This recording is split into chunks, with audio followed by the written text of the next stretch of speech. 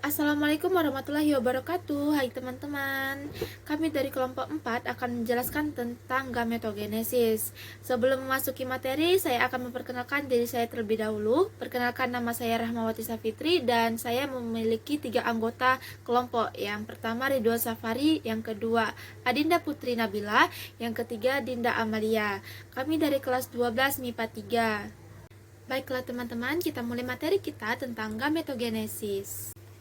Jadi, gametogenesis ini berasal dari dua kata, yaitu gamet dan genesis. Gamet itu memiliki arti sel kelamin, sedangkan genesis artinya kelahiran. Jadi, gametogenesis adalah proses pembentukan sel kelamin. Gametogenesis ini melibatkan mitosis dan meiosis. Mitosis ini berguna untuk memperbanyak sel induk yang akan membelah secara meiosis, sedangkan meiosis berguna untuk mengurangi jumlah kromosom sehingga sel kelamin yang dihasilkan bersifat haploid.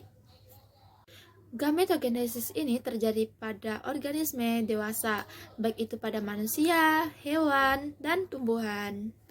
Gametogenesis pada manusia sama dengan gametogenesis pada hewan.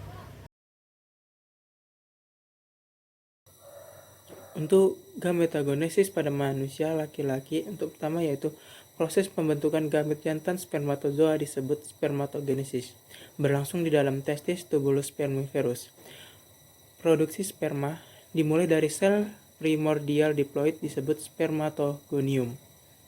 Sel ini membesar menjadi spermatosit primer, lalu mengalami meiosis 1 menghasilkan 2 spermatosit sekunder dan meiosis 2 menghasilkan 4 spermatid. Gametogenesis pada wanita dimulai pada masa puber dan perubahan hormonal dalam tubuh perempuan. Perubahan ini mengakibatkan oosit primer membelah secara meiosis 1 menghasilkan oosit sekunder berukuran besar dan badan polar atau badan kutub berukuran kecil. Proses pembentukan gamet betina atau ovum disebut dengan oogenesis. Proses ini berlangsung di dalam ovarium. Proses produksi dimulai dari sel primordial diploid disebut dengan oogonium. Sel ini berkembang menjadi oosit primer dan mengalami meiosis 1 dan meiosis 2 pada akhir meiosis 1.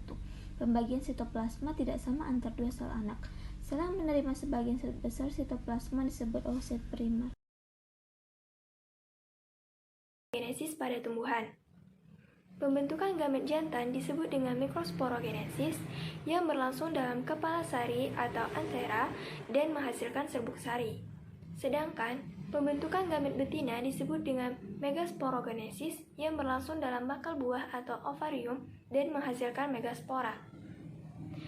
Dalam kepala sari terdapat mikrosporosit atau sel induk mikrospora. Mikrosporosit mengalami pembelahan meiosis 1, dilanjutkan dengan pembelahan meiosis 2 membentuk 4 mikrospora yang disebut dengan tetrad. Sel induk megaspora mengalami pembelahan meiosis 1 dan meiosis 2 membentuk 4 sel megaspora haploid yang mengelompok secara linear. Setelah meiosis, hanya 1 sel megaspora yang fungsional, sedangkan 3 sel lainnya berdegenerasi atau mati. Hasil akhir proses megasporogenesis adalah kantong embrio matang yang memiliki 1 ovum, 2 sinergid, fusi 2 nukleus polar, dan 3 antipoda.